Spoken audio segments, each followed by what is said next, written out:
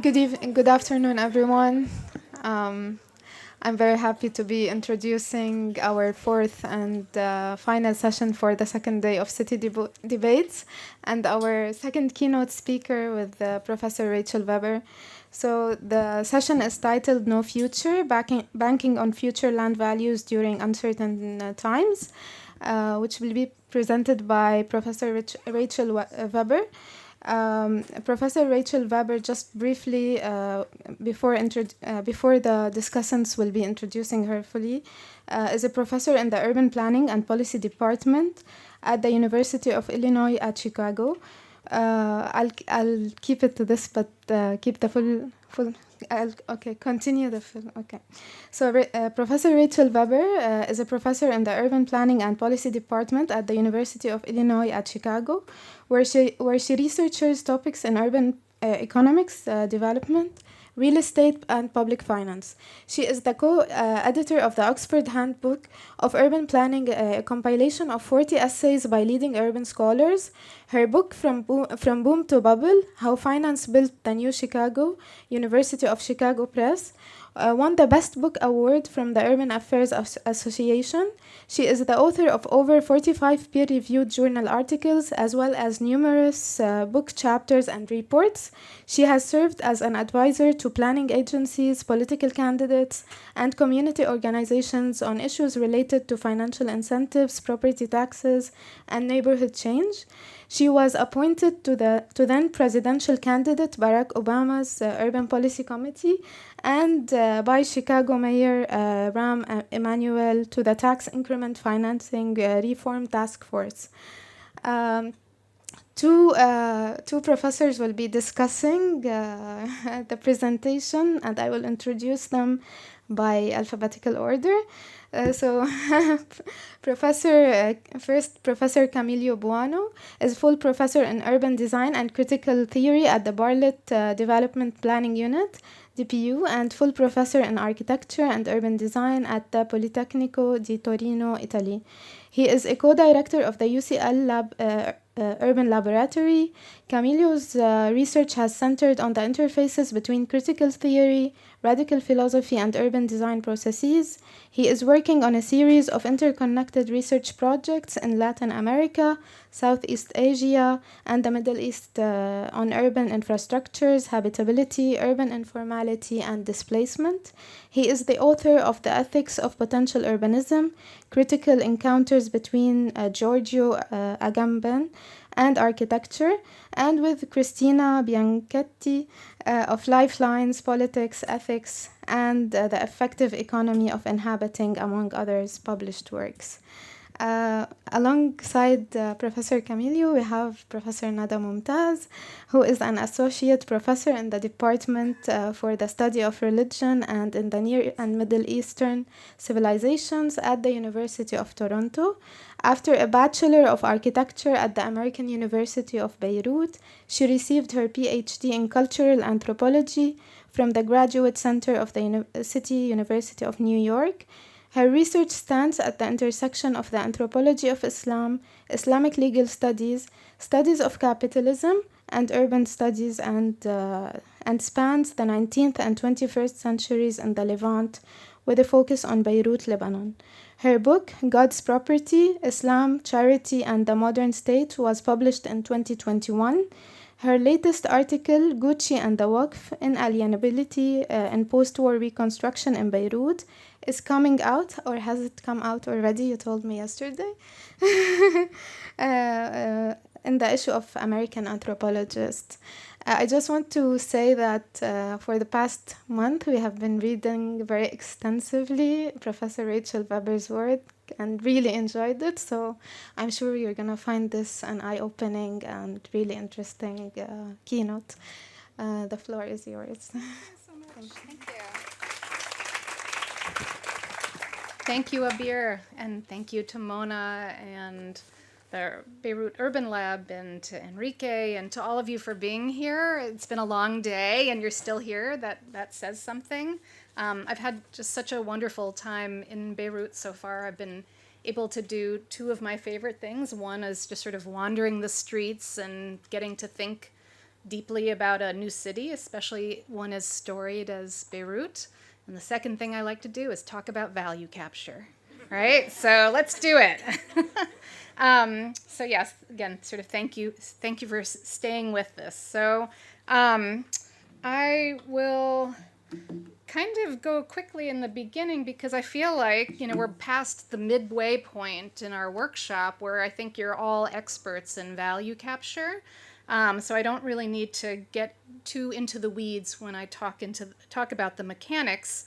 But basically, value capture programs or tools and techniques allow local governments to fund infrastructure, redevelopment opportunities, and is based on the idea that property owners who will experience appreciation, notice that I'm emphasizing the will, because of the provision of public goods, such as a new transit station, like we were hearing about in Paris, or a park, or a mega project, or that there's some kind of a regulatory change, like upzoning, that these private property owners should contribute to the cost of the infrastructure or share some of the windfalls. And in the United States, land value capture has been around for a while. Henry George was writing about it in the 1880s and talked about what he called unearned land rent, which he said could morally be confiscated by the public sector through taxes, exactions, and fees.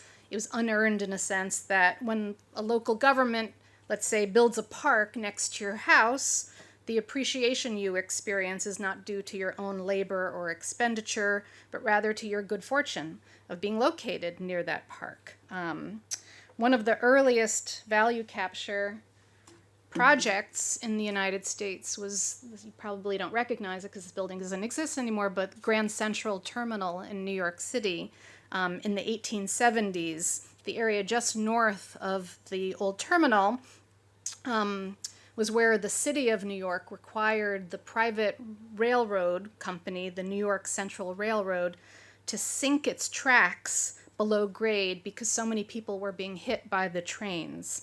So the city put up half of the funds for the project and expected to recoup their investment through new taxes on the anticipated, again, emphasis on the anticipated increases in property value. And the tracks were later covered over and created Park Avenue, which for those of you who've been to New York know, or just sort of know that name, is one of the sort of most expensive pieces of real estate in the city.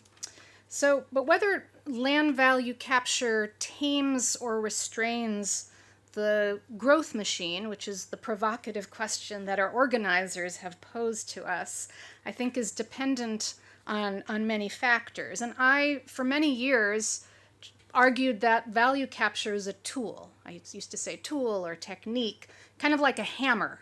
Like depending upon who held that hammer in their hand, that determined sort of whether the outcomes of the value capture strategies, tools, techniques were good or bad, whether they advanced the interests of the,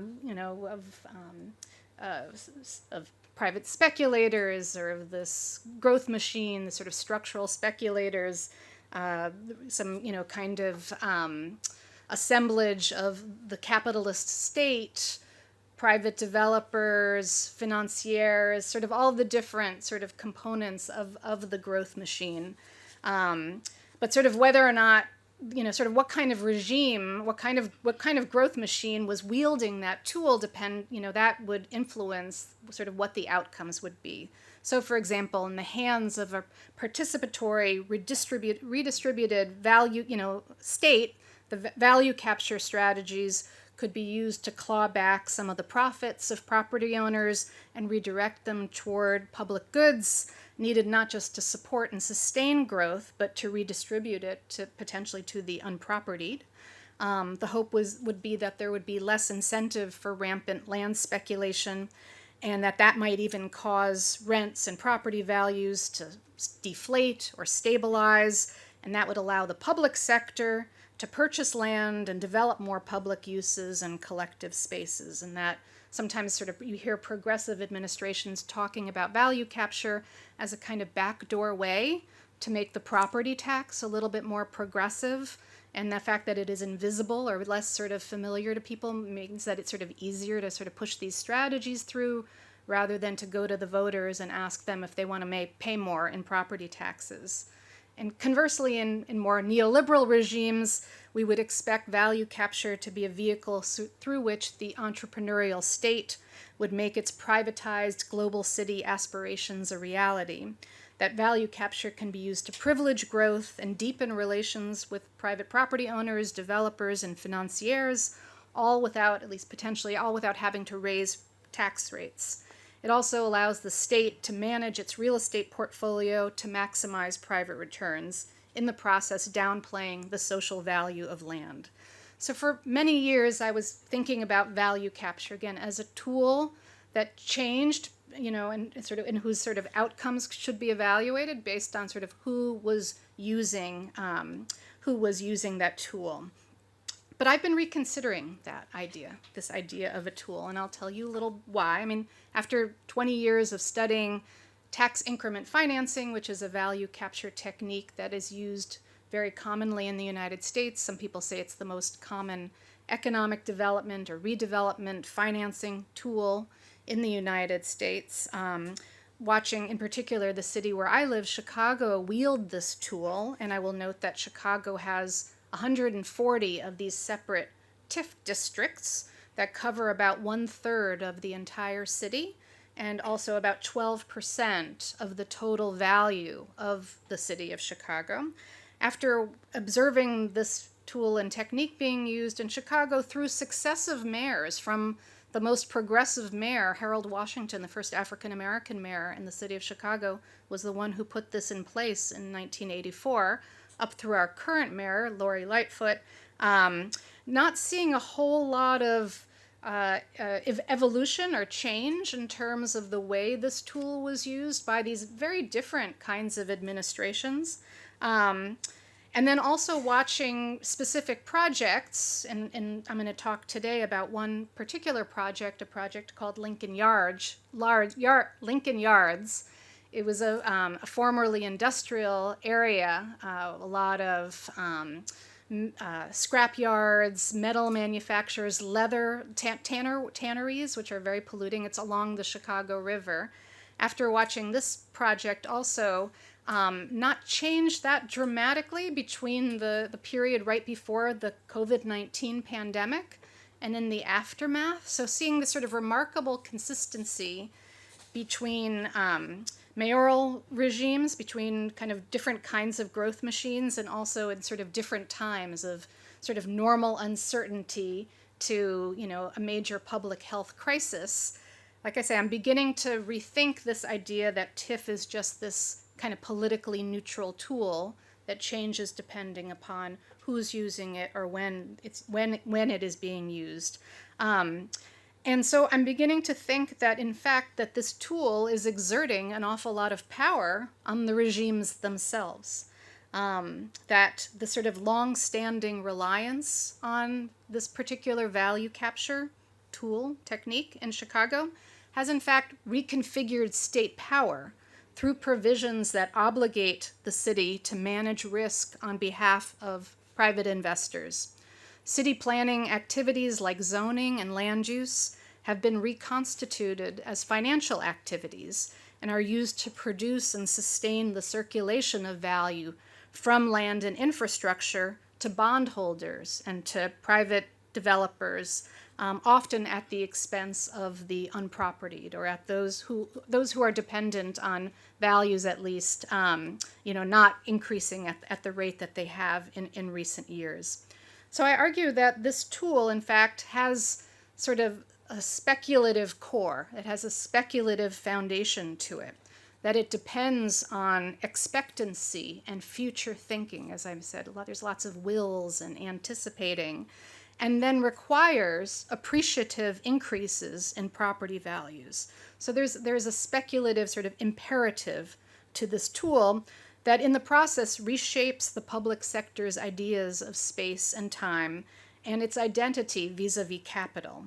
Obviously, actors can't do anything without tools, and tools are useless without actors, but the practices operationalizing value capture perform speculative futures in ways that I'm arguing resist change, resist administrative or regime change, and also seem to resist disruption by crisis. So I'm going to talk about two of these practices specifically, forecasting models and financial instrumentation. And my hope is that even though I'm primarily drawing my examples from the United States and specifically from the city of Chicago, that there may be some parallels here to the situation here in Beirut.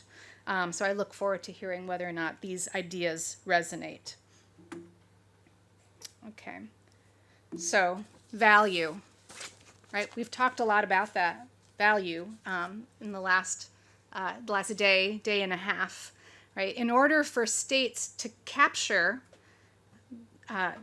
in order for states to engage in value capture, there needs to be something to capture. And generally that's the sort of taxes on new value. Where does new value come from? We've just spent a lot of time talking about that.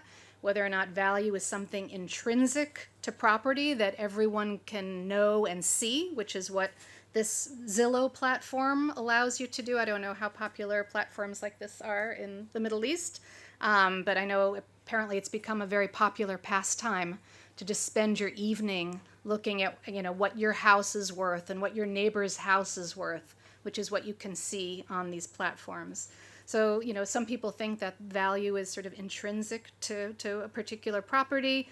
Others think that values are sort of random or biased and sort of assigned by parties sort of outside of the sort of supply-demand kind of transaction. So we talked about brokers in Tom's case, or by government assessors. I tend to think about value and what Bob Lake, who's a planning theorist at Rutgers, he talks about the pragmatics of value. So seeing property values emerge over time through transactions, right? We don't really see value until something is bought and sold. So even if the government were to invest in a park or a transit station, that alone does not necessarily cause the value increase, but it's sort of the market kind of assimilating or incorporating that information and then, increasing the costs that are or the prices that are sort of bid for property in the area. So, the values are constructed and revealed through contested processes of performance and materialization. So with value capture, it's important to understand or to guess or to try to anticipate what property values are going to be in advance. But how do planners, let's say, who are proposing a new transit station and wanting to use value capture techniques, how do they know that property values are actually going to go up? So you could argue that this sort of optimism of sort of a steady upwards trajectory of values over time reflects a kind of utopian element within capitalism, right? Perceiving the possibility of endlessly increasing growth and conceiving of the future as containing an infinite reserve of wealth to exploit, like a free resource base, right? We've had a lot of critiques of that, particularly by environmental planners.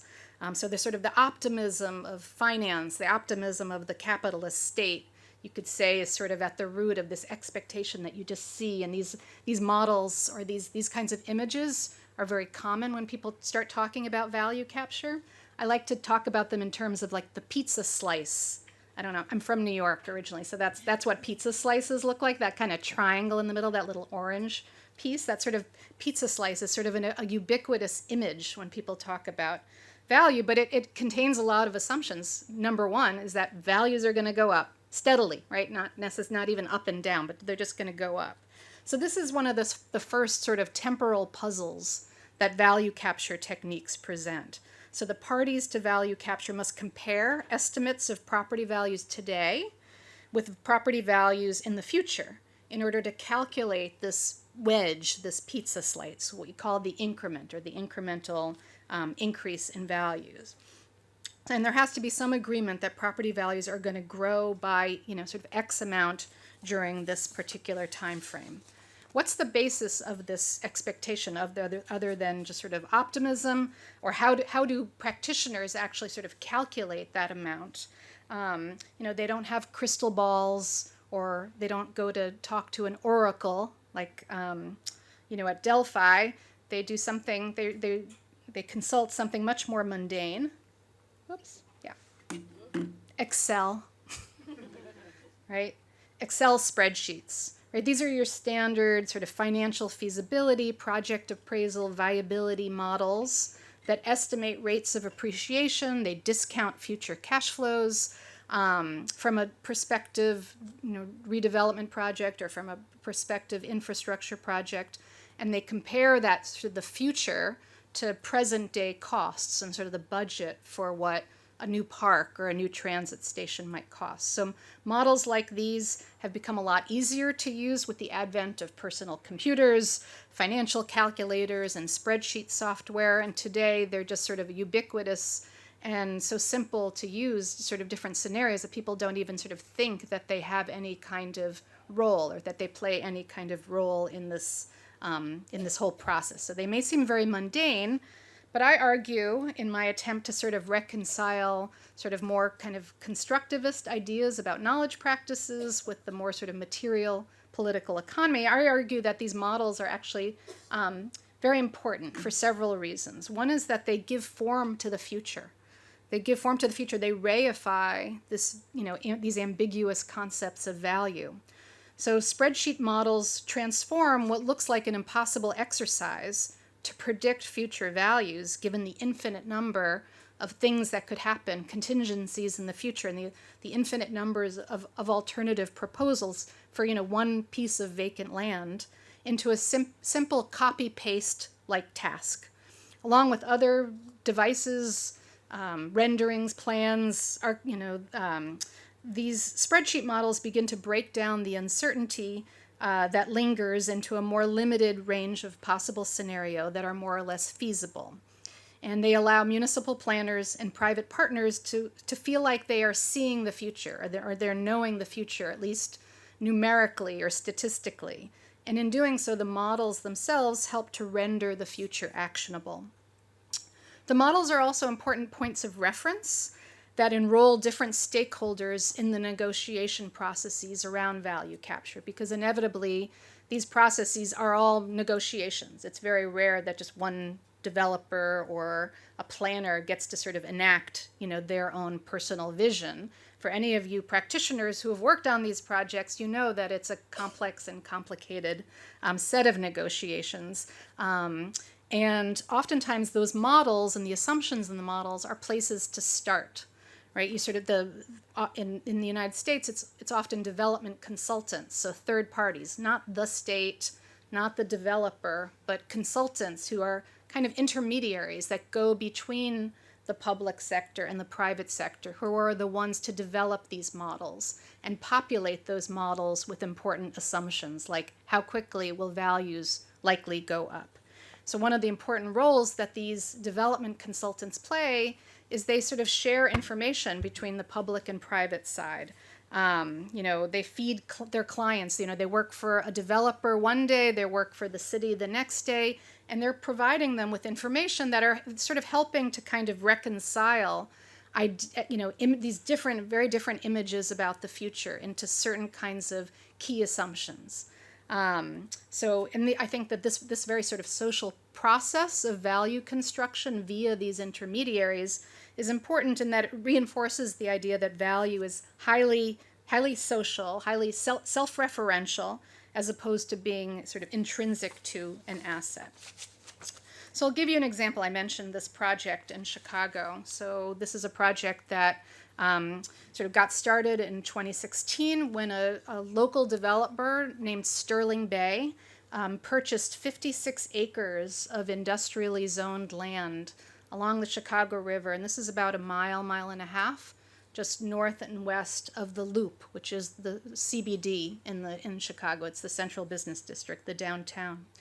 And Sterling Bay proposed this very lavish, very high-end, so looking at the rents that were going to be charged in the residential units, mixed use, commercial, office,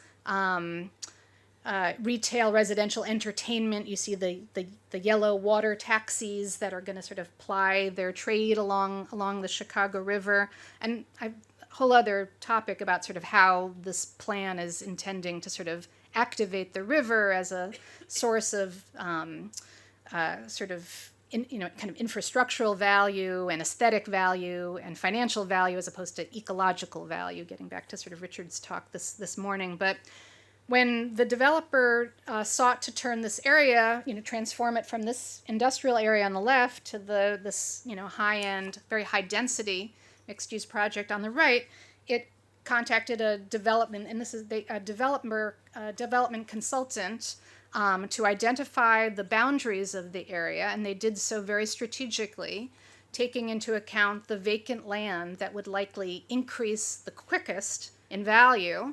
So they created the sort of the boundaries of this TIF district with the development consultant did. The development consultant was named Johnson Consulting, kind of bland name. And one of the main roles that the consultant, one of their main roles was to sort of estimate that pizza slice, that orange wedge.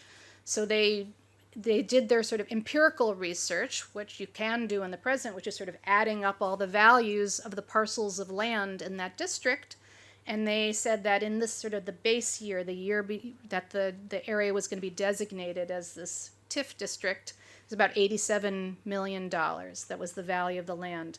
And then they made some assumptions, here are some of them, and they estimated the property values that would take, that the property, the value of property in every year for the next 23 years, because this particular value capture technique has a duration of 23 years, which is quite a long time.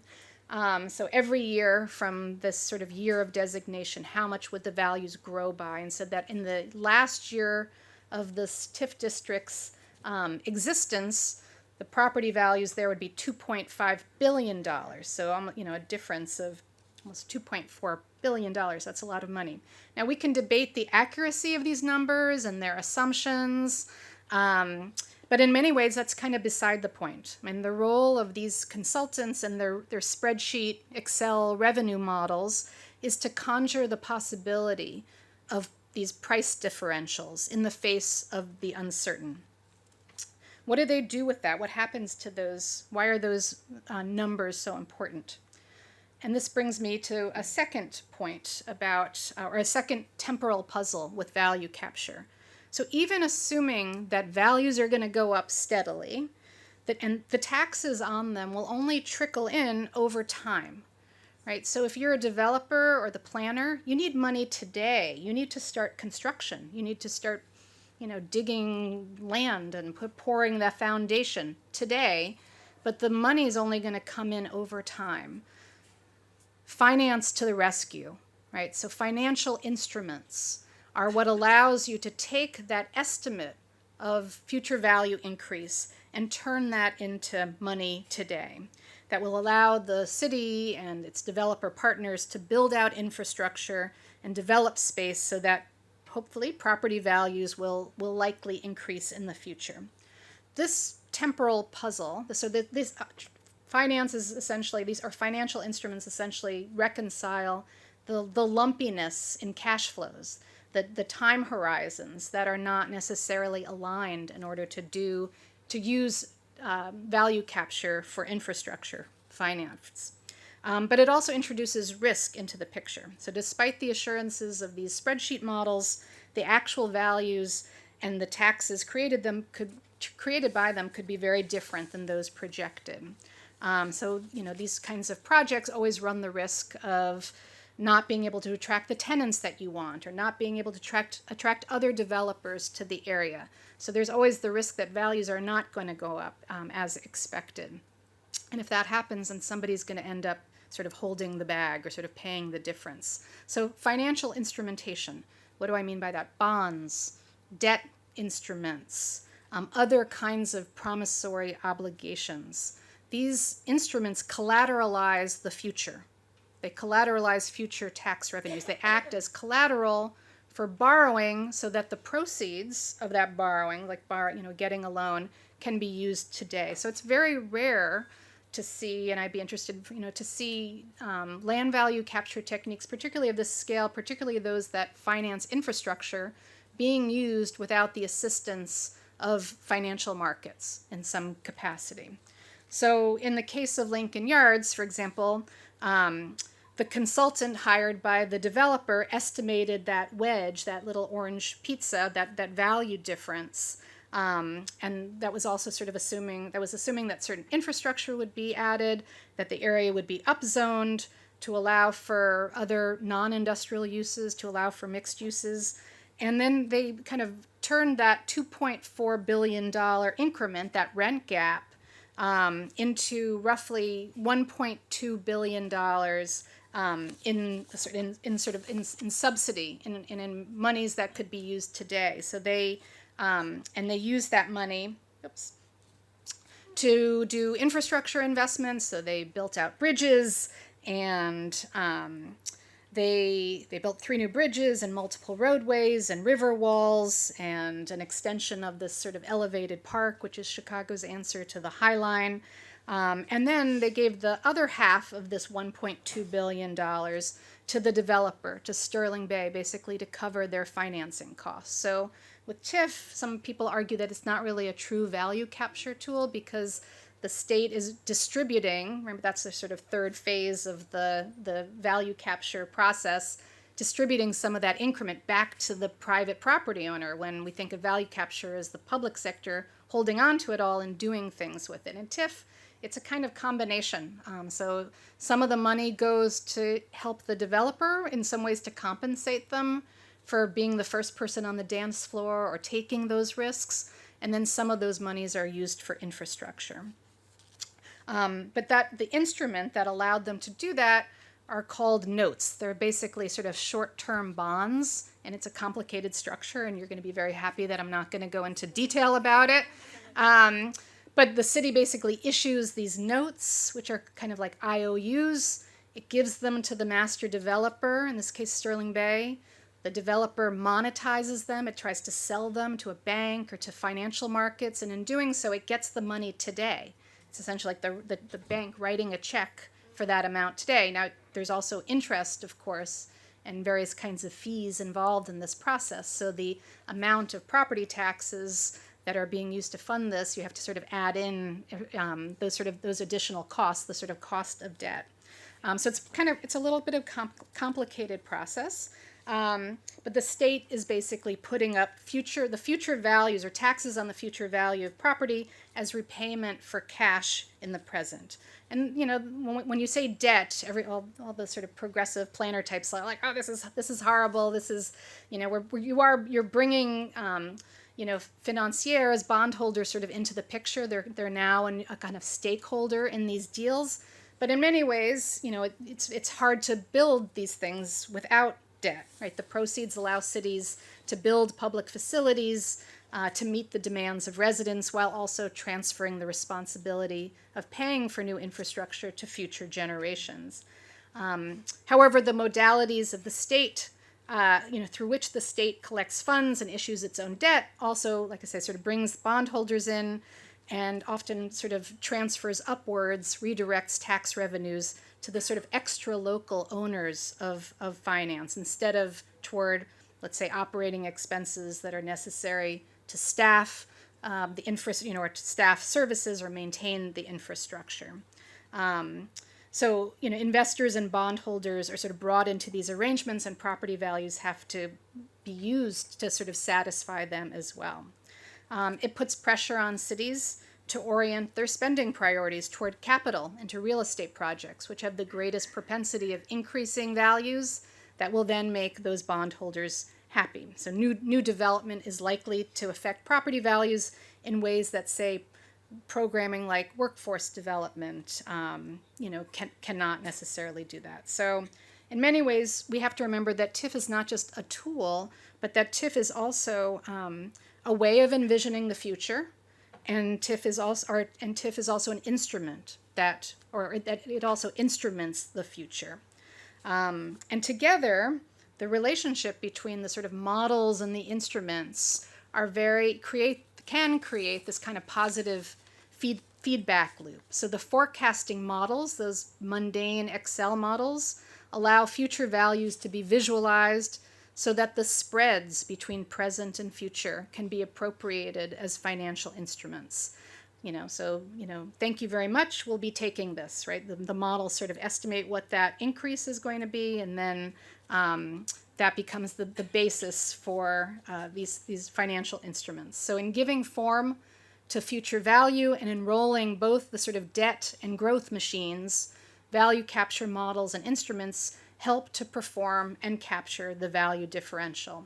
So you can see in this kind of sort of reminds me of Sonia's slide, this kind of virtuous cycle or virtuous circle of projecting the rent gap, that pizza slice, then the infrastructure finance and developer subsidies being underwritten on the basis of that gap, the proceeds of which are allowed or allow the state and developers to start construction.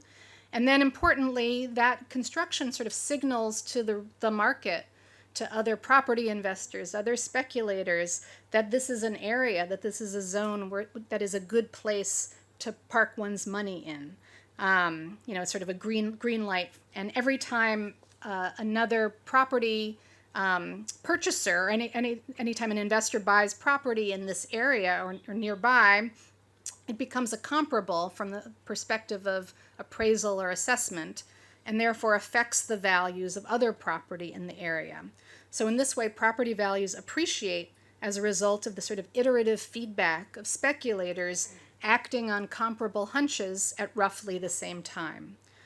So yes, during sort of normal uncertainty, we see that value capture tools, techniques, processes often act as a kind of self-fulfilling prophecy, with the model's optimistic projections of growth in property values allowing for their subsequent financial instrumentation, which then actually has the effect of creating growth and what Brett Christophers calls sort of closing the rent gap, right? If those property values eventually increase. Oops. But what happens at a time when these imaginaries of future growth are disrupted? What happens in a crisis? Emergencies like natural and man-made disasters could potentially disrupt this feedback loop, right? You can imagine that it would be impossible to estimate future values. I mean, again, during normally uncertain times, it's also a kind of impossible prospect, but it's still done, or it's still kind of believed that this is what's going to happen with property values. What happens during, massive currency devaluation, or during, for example, a pandemic like COVID? Moments when claims to value are no longer taken at face value, and property fails to achieve sort of liquid transferability into other forms of capital. If future land values can't be predicted to grow, then municipalities can't sell them off to investors through debt instruments. So my latest sort of research project is looking at how property speculation is affected by crises, whether crises in fact enable speculation or whether they sort of depress that sort of speculative impulse. And I want to just show in whatever time remaining that I have that speculators often use crises to push through future-embracing agendas grounded in contemporary events, but exaggerated to heighten their anticipatory affects.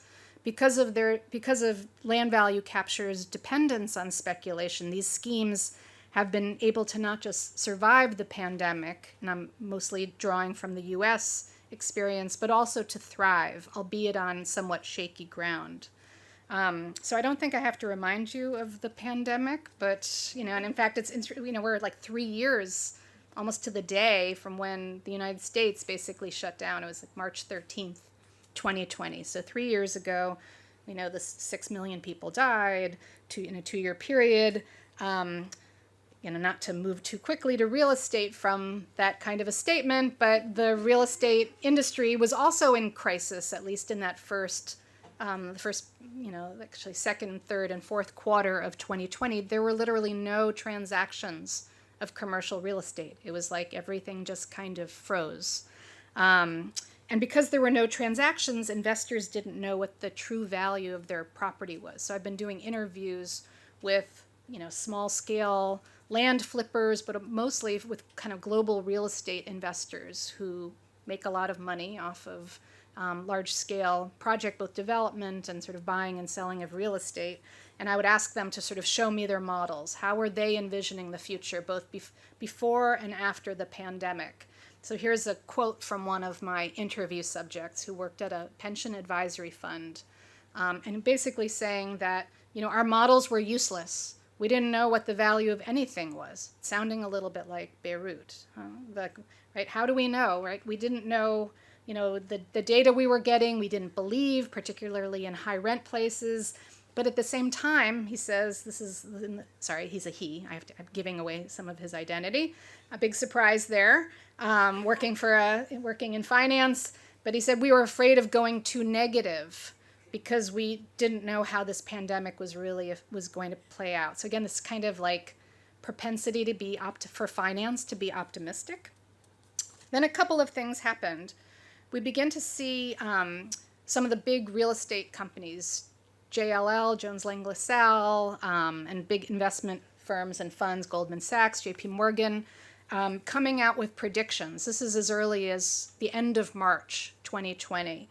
And they were predicting that there was going to be a sharp shock to the global economy in the first half of 2020, followed by a bounce back. So, this idea that this kind of, and by the sort of second quarter, this had become the mantra that there was going to be a V-shaped recovery. Are you seeing some sort of similarities in the sort of shapes of things? You see what a V is, right? That's steady. And you see, so the folks who are involved in value capture schemes in the city of Chicago, planners and developers, were also very much invested in this idea of a V-shaped recovery. It looked kind of similar, right? And in fact, it looked very good to them because they thought, well, if we can buy low and then there's going to be a spike, all of that increase is going to be increment that we can then use for these real estate projects. So identifying future uncertainty disrupts the presentism of ordinary life. But for property speculators who trade in uncertainty, crises also provide an opportunity. An opportunity to do what? An opportunity to buy low and sell high. An opportunity to establish their expertise and authority. So we see, very interestingly, this is a phenomenon that actually predated the pandemic but accelerated during the pandemic, an attempt to kind of change the narrative or control the means of prediction in addition to the means of production. So we see a lot of mergers and acquisitions taking place within the real estate data world, within the sort of forecasting world. And we see a lot of, and even, in a lot of, people used phrases like data is the new gold, and so like a lot of real estate firms kind of moved into the data analysis, predictive analytics kind of world.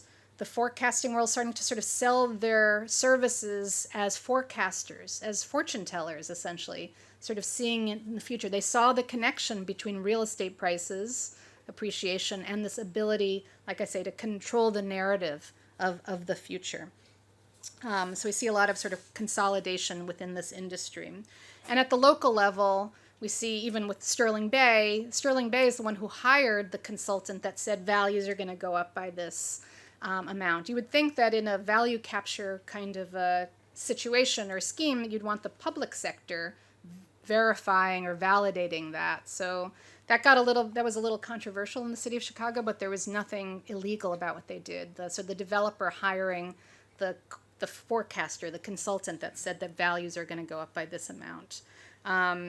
So yeah, value, the sort of crisis presented an opportunity to essentially sort of take advantage of slightly depressed property values or uncertain property values.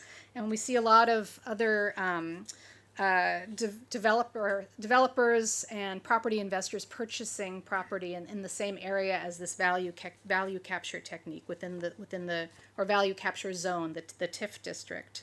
The city was almost sort of undone by this we saw rapid appreciation within the TIF district, because it needed to designate it as a TIF district. In order to do that, it had to demonstrate that it was blighted, that property values were so low, but property values started spiking. So they were sort of at odds with this policy. In effect, the city of Chicago was racing to get out ahead of the speculation that its own policies had caused. So they needed to lock in those lower values to maximize taxes on those differential rents that would pay for the subsidies that it had already committed to the developer. I know that's a little complicated. Anyways, during the pandemic, the policy of the city was to do everything it could to encourage new development in these TIF districts, upzoning, creating new TIF districts, permitting new property that it might not have if it hadn't been a pandemic. So the pandemic provided a kind of excuse or justification to allow sort of any developer, no matter what they were proposing, giving them the sort of green light to build because the sense of a sort of desperation. The city also started approving other large-scale projects near the Sterling Bay area. The city approved a decision, for example, to put in a casino nearby, which pushed values higher as residential developers started acquiring site control of nearby parcels. Other developers and large-scale property investors and property funds started purchasing property in the area because, and I think this is what I'm also hearing in Beirut, real estate is perceived as a safe asset, a hedge against possible volatility. And so, the city and the developer, everybody was sort of steering this kind of lemming-like herd into these zones that were sort of identified by the city as wanting to see new development. And the intensity of this herding increased as the crowd followed powerful and reputable sources like this developer, Sterling Bay, assuming that they had access to better information about the future, more capital, and also tighter connections with the city.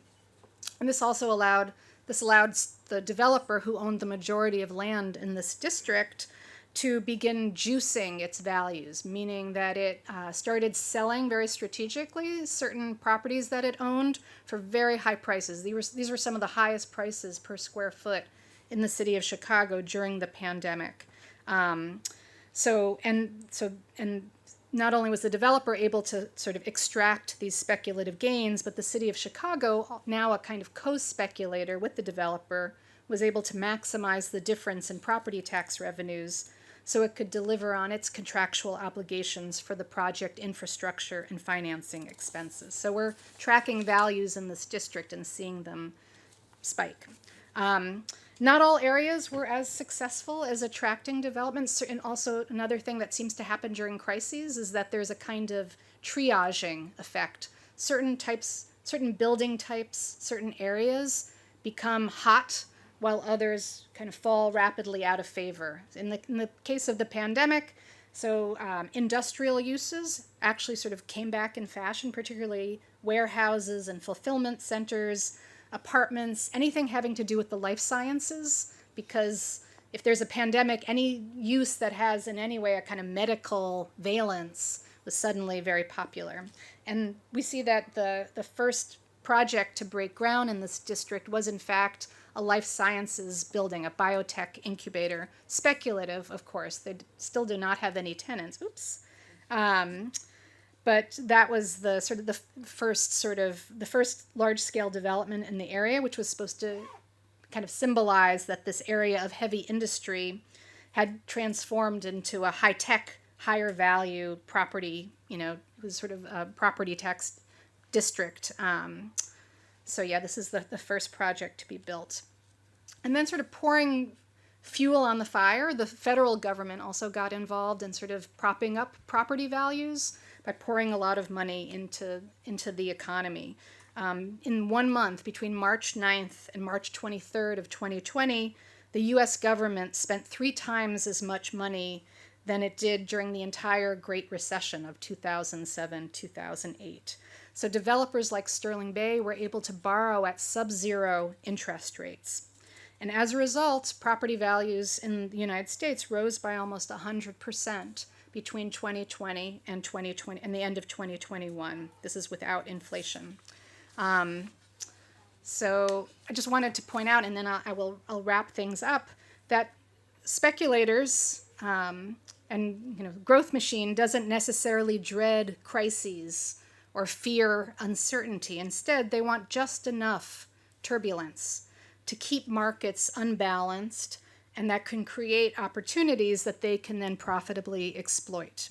So if there is a consistent narrative of the unfolding and emergent events, like what happened with the pandemic, that can be incorporated into one's calculations, then risks can be priced, debt can be issued, and capital can flow, with the effect of pushing values upwards. So just to end, just a couple of quick points, just to say that the growth machine, whether or not it is tamed or not, we need to consider the growth machine not just as a growth machine, but also as an expectancy machine and a debt machine, right? Those are two sort of aspects of the growth machine that I think are underappreciated, and that value capture schemes like the use of TIF in Chicago often play to the strengths of those machines. So expectancy and debt see the growth machine through periodic crises. Things like pandemics don't necessarily shake the optimism and financial foundations of speculation. Instead, these crises reveal the malleable temporalities of capitalist knowledge and financial practices. So rather than there being no future, which is the sort of question I posed in my title, these practices beckon and summon a more positive future forward. I'll end here.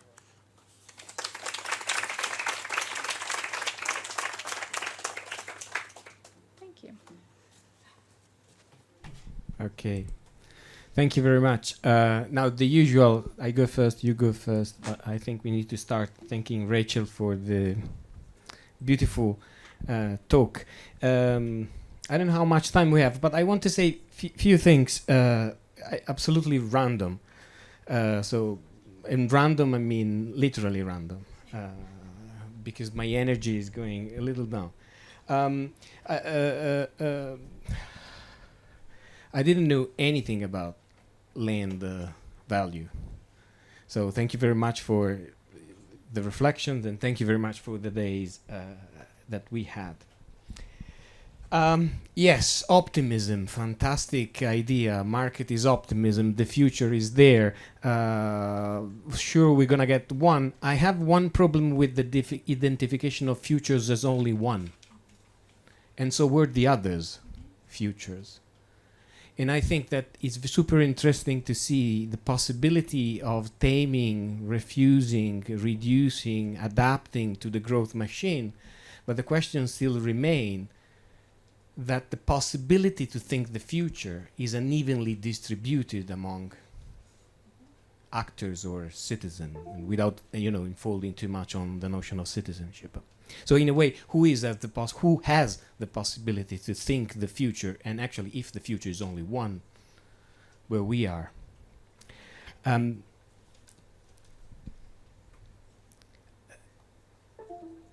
Actually, there is you and others have discussed this idea of a particular form of the future. And I wonder, as kind of a second question, or second points of reflection, is that once in the past, planner, architects, I'm an architect, I have to disclose that. It's okay, I know, it's something I have to deal with. Once we're there imagining the city, now the imagination of the city is left to finance. And actually this idea of the cycle that you discovered, the Excel, which I know I have to disclose that, remember the panopticon of Foucault, the table numerical of Foucault, the way in which every single continuous normalization of that would be. So where are the architecture? I'm scared and super scared about the renders that were discovered today. And I was so touched by, I couldn't remember the word exactly, but the birds that Enrique showed at the beginning in the first image. We started yesterday with the birds on that stuff, the puppets. Okay, so those were birds. And so where is their vision of the city? And where is their capacities of, imagining a completely different cities? The point that I'm trying to make is that kind of predatory capitalism that we are speaking about are actually taming a substantial version of a modern nation of nature. And we are still not getting out of this version of taming a nature that is not human-centered, not capitally driven, and not let other forms of imagination through there. So where are we, and where are architecture, or broadly speaking, design and planning, if you want, in defining those dimensions? Therefore, the question is on the aesthetic value of the narrative that we are unfolding into that. And I do believe that the notion of development is actually spanning across a number of reflections. Some of us today have been, adding a kind of a qualification of that value as a social, fair enough, or as, resistive or taming. So what is the aesthetication? So in a way, what if the birds, the puppet, or the puppet, those, right, the penguin, okay, are actually shaping Lincoln Yards? That would be kind of a question that I do have. So in a way, what is the risk of keeping those typology of discourses reflection at the neutral dimension? So my point is, are we sure that we are not maybe need to go into the ambivalence version of those instruments? And this goes to my, and I'm actually closing what I want to say. I understand the optimism, but to me it seems more a cruel optimism a la Laurent Berland, if you want.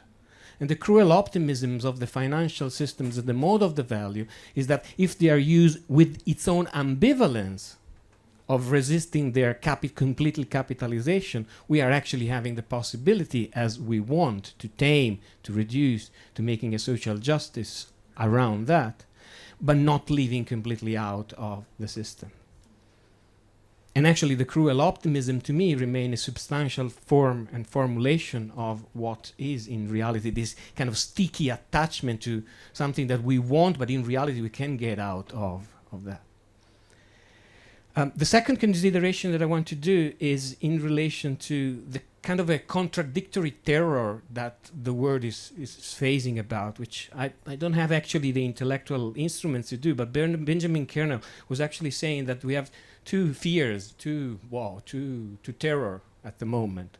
One is that the economic fear that the growth comes to an end, and we haven't spoken about because of the pizza, which I love it. And the other is the ecological fear that is not. In ecological, I mean really the capacity to overlap a different narrative around the financial system. So the future as hopeful horizon actually disappeared. Completely disappeared. And so are we in actually what, again, Laurent Bernard was saying, in a sort of impasse where the precarity that we all have, it navigates and allows us without actually being able and capable to imagine a completely different future, because the register, the coordinate that we are using to depict the resources are actually not possible to be made. In a way, I wonder if we can think through another thinker, which is Bonnie Honing, that speaks about public things, not public realm, not public as an opposite to private to a certain extent, in the dual vision, no, but in public things. And she defined public things, and those things that hold, that resist the cruel optimism, that hold the life to be able to unfold exactly and different through different narrative, to different, of course, affective assemblages that seems to me are completely neutralized, flattened down in the only optimisms of the capital. And I wonder whether, and the last point is around crisis, and you definitely beautifully to me depict the crisis not as an interruption actually, but as a continuous unfolding, not actually of events, but of, again, ordinariness. We are stuck into this idea that a crisis are events in a sort of Marxist logic thinking. But in reality, it seems they are actually the constant grammar around which we build the ordinary life. And so what if actually we change the idea of imagination to the maintenance of that? The maintenance, which for me is a translation of this idea of custodianship that were mentioned today, rather than build, rather than build back better, if you want another terminology, we actually define a sort of strategy for maintenance with a vision of the city that is definitely different, without abandoning them. So what are those ingredients to me? And this would be the way I would sort of react to your beautiful and very interesting reflection. So thank you very much. Thank you.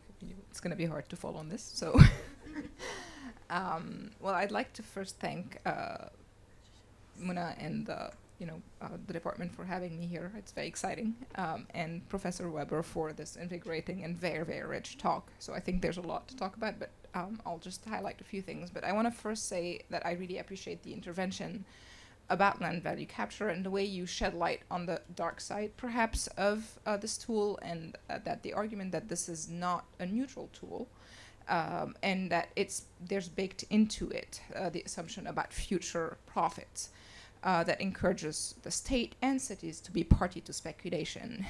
So I feel like this side that you highlighted in some ways talks to the pitfall side of the equation that the organizers have titled the conference as. And so and I think this is an essential intervention that should make us pause, perhaps, as I think Camilo was saying, that the hope that we can build on capitalism and work within it and kind of try and capture these the increases that we are constantly promised. And so so I think perhaps so I wanted to address to pose three questions around: one, temporality, performativity, and crisis, again coming back to that same issue. And so perhaps on temporality, I wanted to ask, and this is, I'm channeling a bit of Heba Bouakar here, and so are these speculative tendencies inherent to planning, given its future orientation? Is it that planning is constantly thinking of a better future? Does that mean that it has baked into it this kind of speculative tendencies? And I'm thinking a little bit about how urban plans and rumors of development have always created these rushes and these speculations and all of that. So is that just baked into it? Should we think about other ways of thinking how we live and how we plan and how, all of that stuff? And so that's my first question. The second question is around performativity, and I really appreciated the focus on how these instruments and models of planning agencies and as well as these assessors, etc., help predict futures, and by predicting these futures, make these futures actually happen. So, of course, to me, it echoes arguments by people like Michel Calon and Mackenzie and all of these that talk about the performativity of the economy, which think that economics as a discipline helps make the world in its image. So in some sense, it's not that there are these,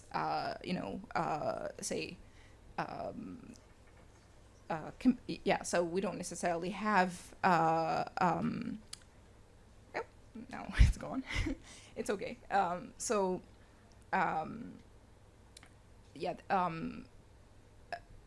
The possessive individual that we assume is not necessarily there, but by talking about it that way, we help it also kind of come to life.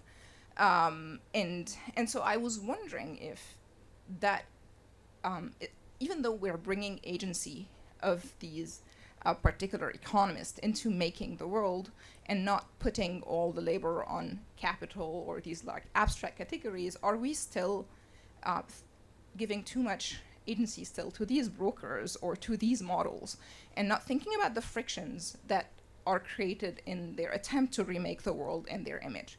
So I'm thinking of the nail houses, for example, like these people who are like, no, we are not going to move this, and this is not what we care about. All of these kind of, more grassroots, perhaps, resistance against such attempts at speculation. And the last question is about crisis. And I felt like the paper talked about crisis in the way that Camilo mentioned, which is that it is productive. It is always there. It's not like a moment that will go. It's, it can be capitalized on. And so the narrative that and the way people dealt with crisis during the epidemic, for example, and you mentioned that it's not an interruption, that it's actually, there's this V and U shape, and it basically means that there's an attempt to project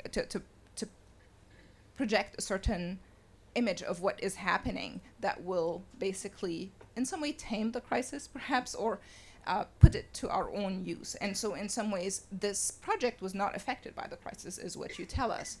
But at the same time, in the paper, you also do, or you mentioned that, of course, some other areas bore the brunt of that, so uneven development and stuff like that. And so, again, that talks a little bit to the, performativity aspect, the fact that, in fact, this, even if we say, it's some, and you mentioned it also by saying that there's a triage, like who gets to bear the brunt of these. And I think about Solidaire. Like, Solidaire actually was not able to produce what it actually has, a lot of projections that it's gonna make it. And so, yeah, I just was wondering how we deal with these both kind of imaginations of the crisis. And then thank you so much again for great thought-provoking talk. Thank you for your comments.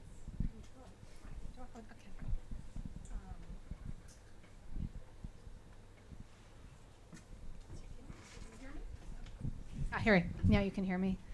I thank you so much for deeply engaging with my work. As I mentioned, it was a couple of different sort of papers and ideas that I tried to put in the context of the workshop, and maybe not entirely successfully, but I think clearly you kind of got what I was trying to talk about, and you're pushing me to think even harder about these pretty complicated issues of crisis, performativity, optimism, whose vision of the future will prevail, right? Lots of people anticipate the future, and I'm an urban planner, and that's what we teach it's what we do, right? Planning is an inherently expectant and anticipatory kind of activity, and I have wondered, or I'm wondering sort of how to theorize the sort of kind of competition in terms of claiming futures.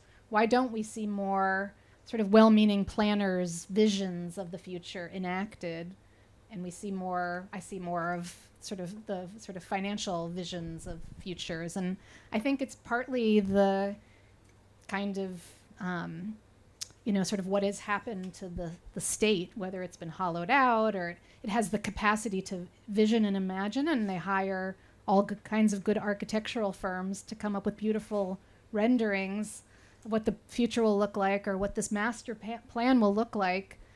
But in terms of their ability to implement that future, they find themselves having to rely on the same sort of toolkit, if you will, of financial instruments and value capture, and all these kinds of maybe tools and techniques that kind of maybe in some ways push the state to be more like the private side, instead of pushing the private side to be more like the public. Or I think it's even hard to disentangle the two at this point. There's so much reliance of municipal planners in the United States on the private sector and on private consultants to sort of do the work of planning. So it's a little hard to sort of see what a kind of pure public visions are actually going to look like. But so I think in terms of that sort of unequal ability to not just imagine but enact a future, I definitely think planning has a handicap vis-a-vis finance, because of the ability to easily access those funds. I do think there's to contrast, for example, Hiba's book about planning for the war to yet to come, right? That there's sort of in almost an inherently negative view of planning in Beirut, which maybe contrasts to that of the financial actors that I've been looking at. Yeah, I like the cruel optimism, Lauren Berlant's work, the idea of, how can we build into these sort of visions of the future infrastructures of care, of maintenance, instead of constant new construction, right? Why is maintenance so unsexy? Right? We have so much infrastructure that needs help, that needs just to be rehabilitated, that needs some care, and yet we move on to the next great thing. It's easier to sort of, I think, enroll all the sort of members of the growth machine in the building of some new, like, ground up kind of a project, rather than we're gonna retrofit these buildings to be more energy efficient, or we're gonna fix this existing bridge. You don't get the same kind of excitement. So it's harder to, even though value capture tools could be, there's nothing stopping you from using value capture for that. But I think in some ways, again, this gets back to the sort of inherent kind of the sort of the speculative foundations of value capture, that the ability to create the increment is most likely going to be greater when you build a new project, when you build a new bridge as opposed to fixing an old one, or you build a new park instead of maintaining an older one. The visibility of a new project and the kinds of groundbreaking and the publicity and the sort of I'm not a communications scholar, but I do think there is something to sort of the ability to sort of see and appreciate the hype of the sort of hype machine of the new. That those projects tend to be what's built with these tools, as opposed to, we're going to fix the existing kinds of buildings, or we're going to patch up the hole in the library's ceiling. That doesn't seem to get people excited. So, and then, I do think that that planning is a speculative activity, but speculative is not necessarily bad, and that, speculative is a matter of trying to see the future.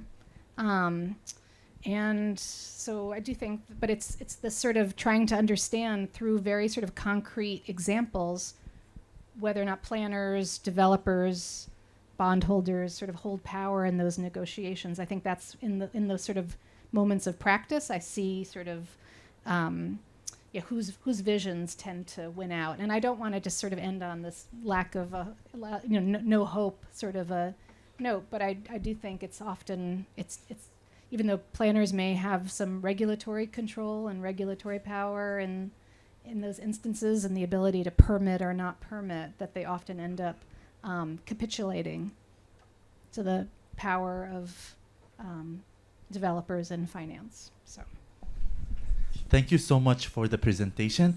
I just need to trigger an issue from another perspective. Okay, there are majors and departments and schools and like real estate departments at universities in which they teach students how to produce these Excel sheets, and they teach students how to speculate.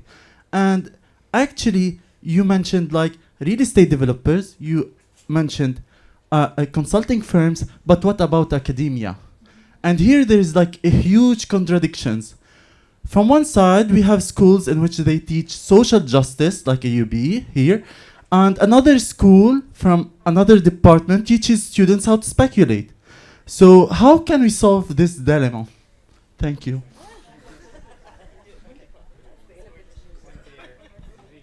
Nice. Hello. Thank you very much for the speaker and the discussants. I'm a practitioner. I don't get to think about things except in places like this, which is amazing. So I think, picking up where Ms. Ward left and where you said, planning as an activity is inherently future-looking. So it's speculative. I don't think planning is speculative. I think some of the assumptions which we don't question are fueling speculation. Dr. Bueno, am I pronouncing your name? Okay. Said something about custodianship. There is an actual model in economics that says zero growth.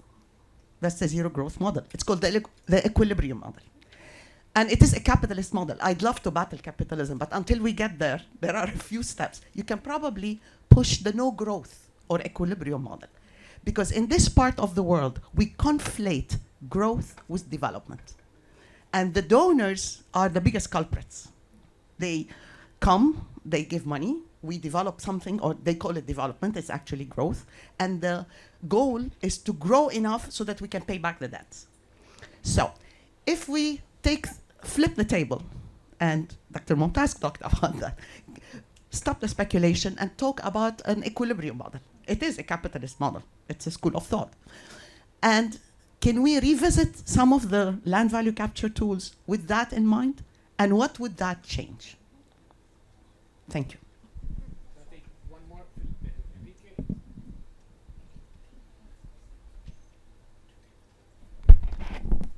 Thank you so much. And you won't believe that I've never asked questions in conferences, and this is one of the most stimulating things. That, like, sorry for hogging the mic, but and I really, it's wonderful and to hear Rachel, and this is just thank you so much for your presentation. It's great to be in conversation with you, and I think we're building a conversation here. And you brought up a couple of things that I want to kind of bring back up and appreciate that you're deepening our conversation on this concept of risk. What is it that we're risking, and who's taking the risk and who's not? The temporal dimension, and then the new concept that you came in, with your rethinking of the tools as not neutral, but actually inducing lock-in, and how perverse that could be. And I'd like to connect those things. I might be wrong, but the risk, the thing that's being risked is here with TIF, the one kind of thing, your land value capture. You're really talking about TIF as a tool, and there are many other land value capture tools. And it's that conflation kind of. I needed to work through that a bit, because when we go to TIF, it's a very U.S. It's a very U.S. type of tool, and the thing that's being risked is the property tax, and the property tax is a kind of citywide tax that's being played with, not just but that's triggered by a designation in a particular area. So, which is interesting because when you think of the TIF districts, I went back and was thinking of the Sao Paulo urban operation districts, and there, the temporal dimension speeds up. And the risk and the speculations that you're talking about, what the values becomes much, it becomes much more immediate through the sale of the bonds, and the risk is taken not by the private sector or the public sector and the property tax or a public asset. The risk is put on the developer or the buyer, and so then the question then is then it's like, for some of us, that's a better risk. I'd rather have that risk than to risk the public assets of the property tax. And so then you get into debates around, if the question is how do we redevelop areas and promote economic development in Lincoln Yards or in Aguas Prayada, what's the best tool from a public? It's a planning question, and it's an ethical public principle question. Who's going to bear what risks there? And so that's, and again, it's because, and that's why it's separating land value capture versus TIF. This is about TIF. It's not necessarily about value capture. And we're not even getting into whether it is a value capture. So, but then this is the question that I have for you, the fascinating concept of the lock-in. The leaders locked in, and I know that in many places, and the question is going to be specific to Chicago, in many places, there's been a lot of challenges and community backlash against TIF because the community sees that this is a really crazy risk that we're taking. And it's like, why are we holding off on property tax to promote this development here and not funding schools with the same revenue because it's pooled? And so the community pushes back and says, this is not the tool for this purpose. So the question is, in Chicago, is that pushback, and can you break the lock-in that the leaders are having in because the community is perceiving that the risk is an unfair risk for the public for that development? Yeah, I'll start with this. Last question, because it also relates to something I didn't respond to that Nada brought up, which is the sort of the friction, right? I think I made it seem like it's just so easy, right? You have these planners and the bondholders and developers, and they all get together and they enact the future that they want. And that future is a growth model, not an equilibrium, not a no growth or degrowth kind of a model. And there is pushback. And in Chicago, there are community groups, there are environmental justice organizations that took issue with this massive development along the Chicago River, concerns about flooding, concerns about biodiversity. So there's community groups that push back. It's a question of how effective have they been. I mean, what we've been able to do, and I count myself as part of that movement, is we've been able to get more transparency. So now the city has to disclose information, you know, going back to sort of the issues about data and understanding property value. So there have been some wins there, and that has created some friction for this kind of closed loop sort of a system to kind of do whatever it wants, because now it's more exposed. People know more about it. Question is, are people that interested in it? I do think that there's still the obscurity of these, I'm still going to call it a value capture technique. You know, the obscurity sort of makes it less politically popular, you know, like it's sort of less interesting to a lot of people than it is, you know, other kinds of sort of city or urban development kinds of issues. The financing seems to be still kind of technical. Sort of what risks are involved? You know, the risk of the property values not going up as much as they were anticipated, and yet you've borrowed all this money to put it into the land or to build the infrastructure. That's something that can be negotiated. Who's going to be left sort of holding the bag? Is that going to be the city who's going to have to raise property taxes or take property tax revenues or other revenues from other public functions and services to pay back the bondholders? Is that risk going to be migrated to the developer? And who has that power to decide how to allocate those risks? I mean, and that's going back to Ali's question. I teach these models in my class, and I'm a, you know, Marxist, progressive, you know, heterodox political economist. Why do I teach these models in my class? Exactly so they can sit at the negotiating table and say the city shouldn't take on that risk. We're going to try to have the developer or the bondholder do it. So I don't think, even though I think there's a value in teaching planners not just how to plan and how to envision, but teaching planners how to deal with, you know, and how to understand those spreadsheets and how to negotiate. Because if you don't, then you can't say the city's this loan is going to be non-recourse, right? And we're going to make the developer or the bondholder take a haircut when the values don't go up as quickly as we think they're going to. If you couldn't read the spreadsheets, if you didn't know the financial details, you wouldn't be able to push back. So I see there being a real value in both the creative, artistic, spatial planning, aesthetic aspects of planning, and then to marry that with the finance, woof, you'd be a superhero. To be able to have both of those futuring types of strategies in your tool belt, I think is very important. So that's lock-in. I think I answered that. And then, yeah, I think another issue is in knowing those models and understanding the spreadsheets and the tools and techniques. You can do things like slow growth. You know, we have slow food. We have slow this, slow that. Maybe it's not an equilibrium model. Maybe it's not degrowth. But you can do things like you're not assuming, you know, 5% appreciation every quarter or every year. You can do things like you can roll back some of these assumptions of massive spikes in increment so that it maybe is a little bit more reasonable. Maybe you're being more, I'm a little bit of I'm risk averse. And so what I would do if I were a planner negotiating with a private developer who might be more embracing of risk is I would push to have what we call a higher discount rate. You discount the future at a higher rate. It's a kind of, again, you build it into those models. So the future doesn't look like it's as shiny and amazing, and it doesn't look as rich as it as it might not be. So I think that kind of, you can build caution, and you can be cautiously optimistic instead of just recklessly optimistic, which is what I see. So there's a value in knowing the details and the assumptions and the models and all of those things. I think you end up with healthier value capture tools instead of crazy speculative ones. There's still speculation, but maybe the speculation is grounded in some sense of, well, this is what land values have historically done or something, instead of just saying it's going to do this. I think I answered all three questions. Now it's on. All right, so thank you, Rachel, so much for this presentation, and thank you, Nada and Camillo, for the comments.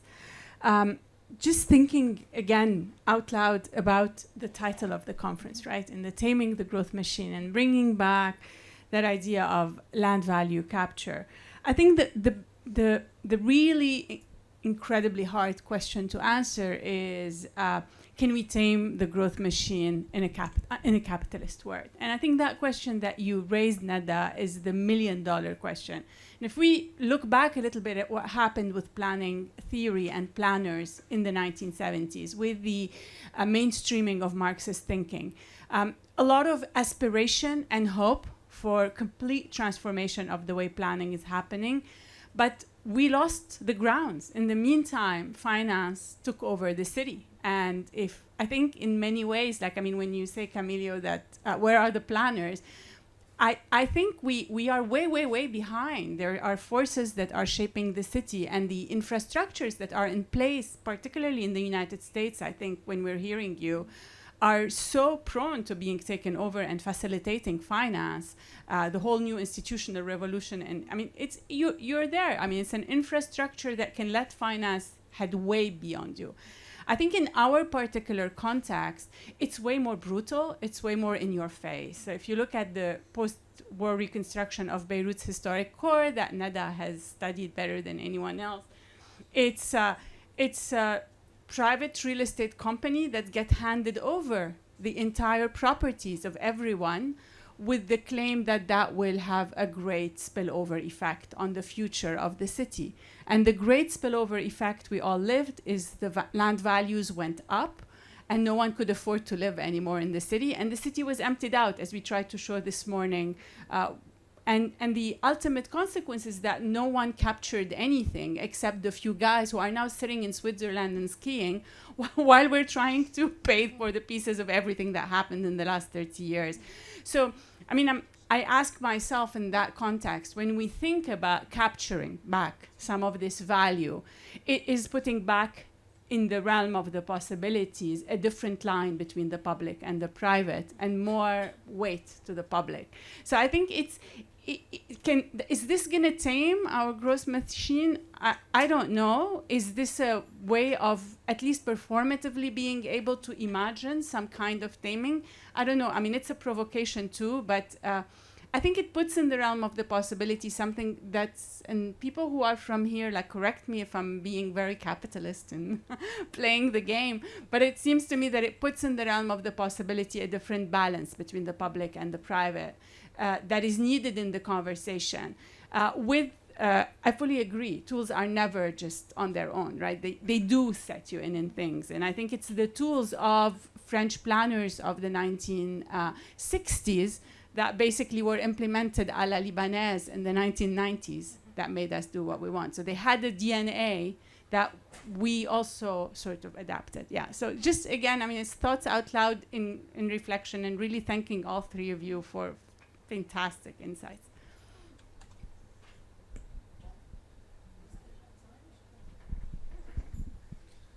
Thank you so much. This has been fascinating. I'm going to try and ask a question which I don't feel I'll be able to articulate very well this late in the day, and given my limited understanding. But I'm just thinking, what you've been talking about here is very clearly, in a sense, fueling a growth machine. It's about the piece of slice. It's about whether or not you call it land value capture. It's obviously a specific kind that is about, creating that massive increment. And many of the land value capture tools are clearly about the increment, right? So which is this question of, do we need growth? Can you have an equilibrium. You know, you can tax things without having growth, right? You can just maintain an equilibrium. And in theory, if you have some forms of land value capture that are about recapturing a positive externality of infrastructure, right, which is much of what we're talking about, public infrastructure raises land values. But there are also forms that are about recouping from a sort of negative externality, or compensating for a negative externality of real estate, of a private development, that doesn't necessarily require an increase in land value, right? So a developer can make a profit that doesn't have to be from the land value increment. It's what they do with the land. And presumably there are forms of capture that do that. So I'm just wondering, do we actually need to think about value capture as always being based on public investment that creates an increment in land value? I don't know if that makes sense, but...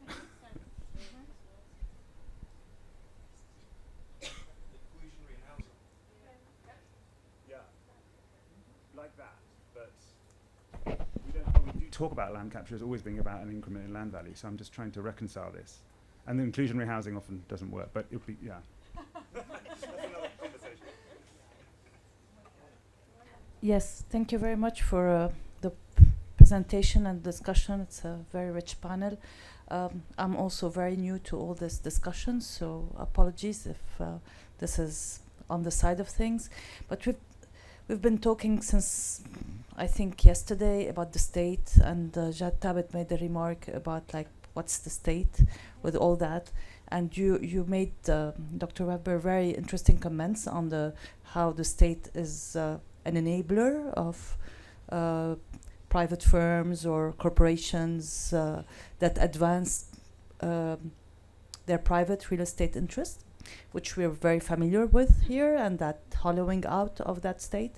So I feel like there's a very strong assumption in the discussion that there is somebody in the state that is going to care about using LVCs for advancing public value. And I think this is a ghost. And I think this person, even if they exist in public institutions, they have no power to do anything but maybe preach about it.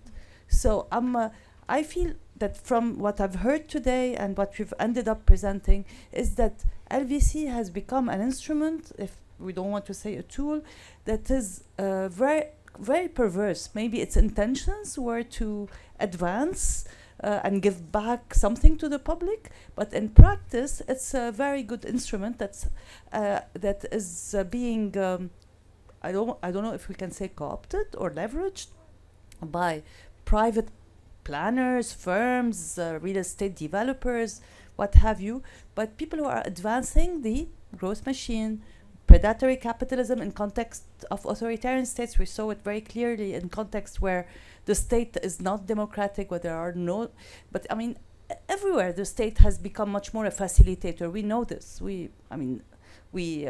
We know that there has been this shift from the benevolent welfare state that's supposed to be protecting public interest, and that this public interest now is an idea. It's a prefigurative imaginary. We can strive towards it, but who is really upholding this? And is LVC an instrument or a tool that will help us to do that? So I'm just raising these questions because I'm trying to think like, in which context can it be used to advance the interest of vulnerable groups, of marginalized communities, of preventing slum dwellers from being eradicated and to create gated communities. Because I really feel that this is going to be completely, like climate washing. It's going to be greenwashed or pinkwashed in some way. And it's almost as if we're going to use it to ask the people who have a view on the golf club. We were talking about the golf club this morning, to pay taxes because they have a view on the golf club, and these people are slum dwellers in that situation. I mean, in Beirut, this is the image I have of like, what do we do? I mean, the Uzai people in Beirut have a view on the golf club. Do we go and tell them pay an extra tax? I mean, our government would do it. They would totally do something like this. So I'm just wondering if we can, I mean, I'm not asking you to give us answers today. I'm just raising this.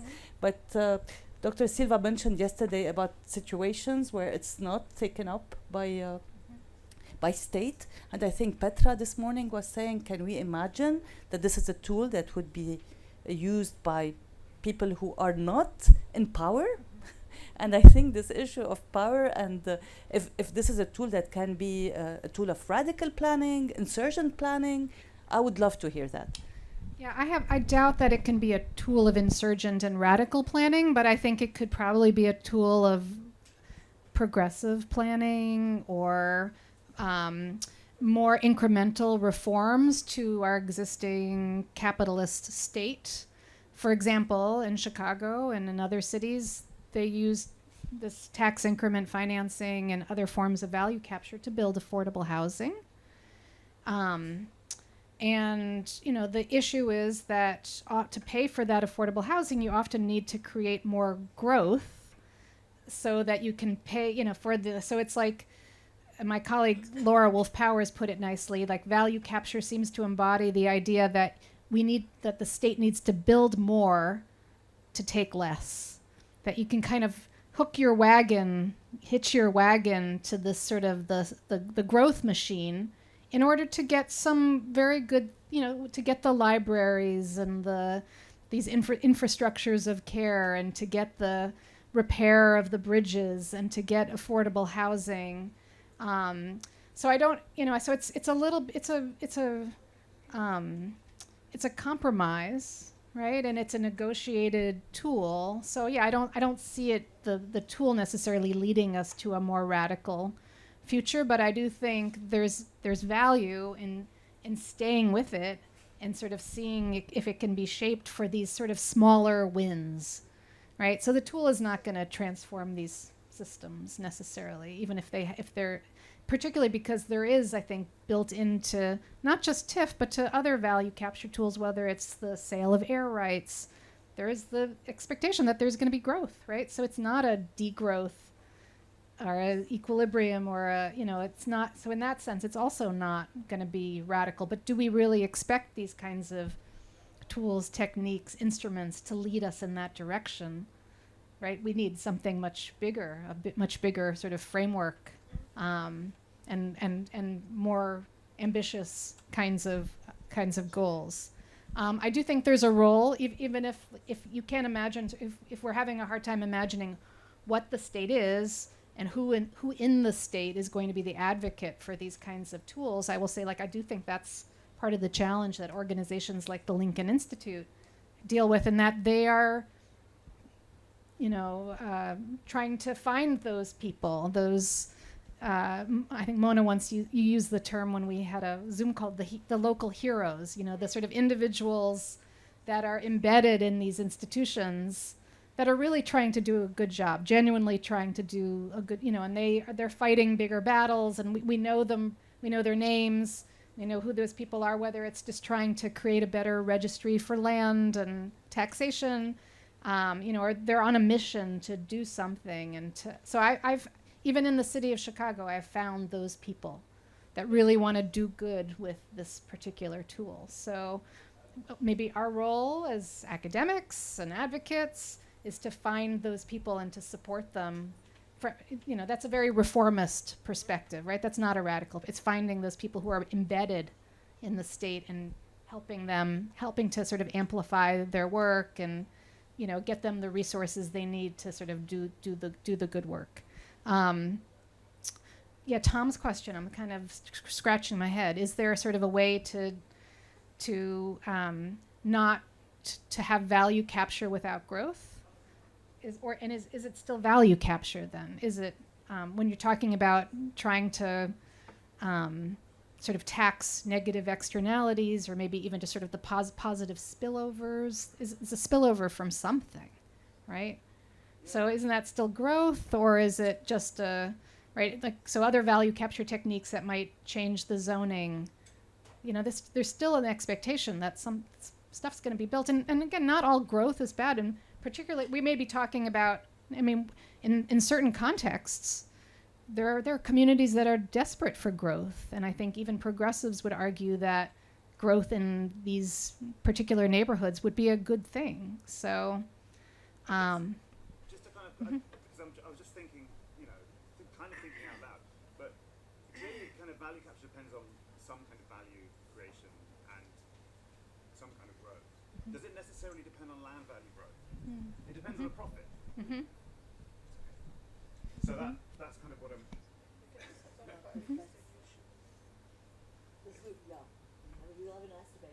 We'll talk about it tomorrow. Good. But I will say I often find that in conversations about value capture techniques, we put the state on one side and we put developers and the market on the other, and we think of the state acting on the market. But when we think of them as entangled and growth machines, it's really hard to say sort of who's acting on whom.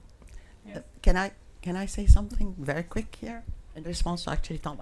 I missed your lecture. If you decouple growth from development, you can start finding a way out. And this happens because most of the experiences that are very successful are on the city level, which is harder to decouple.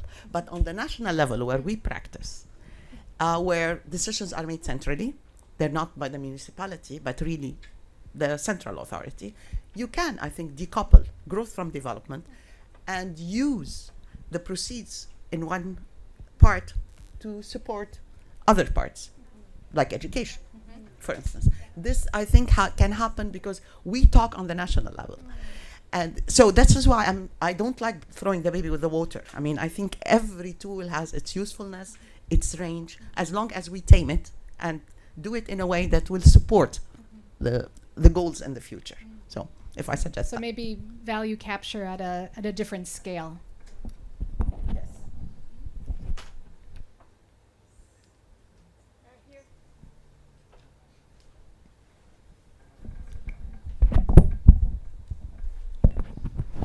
You mentioned Marxism, so it's not my fault for bringing it up. On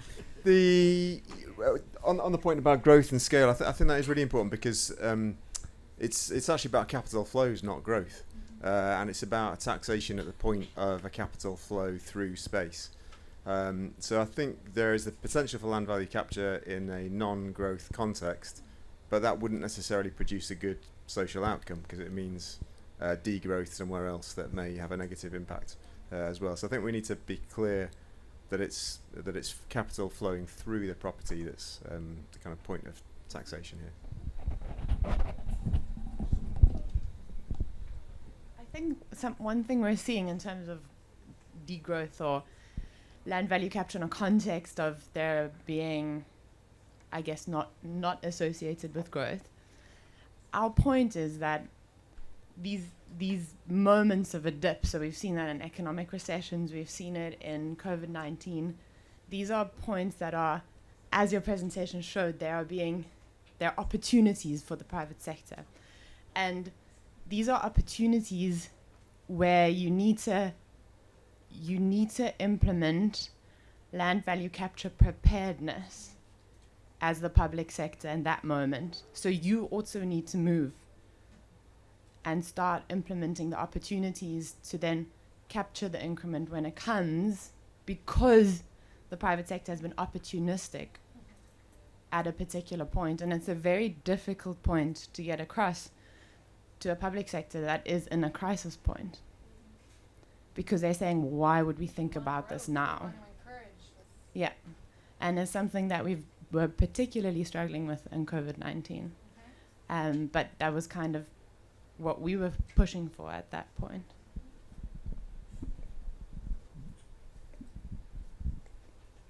At the risk of undermining the whole reason why we're here,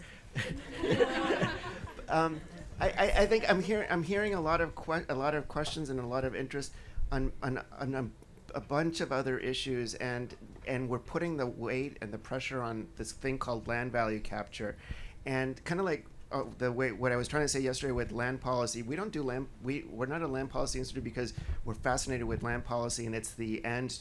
I don't think the question. What you're raising, I think, is I have a question about something, and my reaction to it is like, well, let's not talk about value capture. Let's talk about something else that might help answer your question.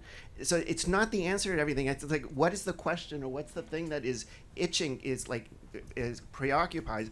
For Mona, it's the growth machine. And the question is there, what's the role, or what could be the role of this concept of land value capture be in this composition of the taming of the growth machine?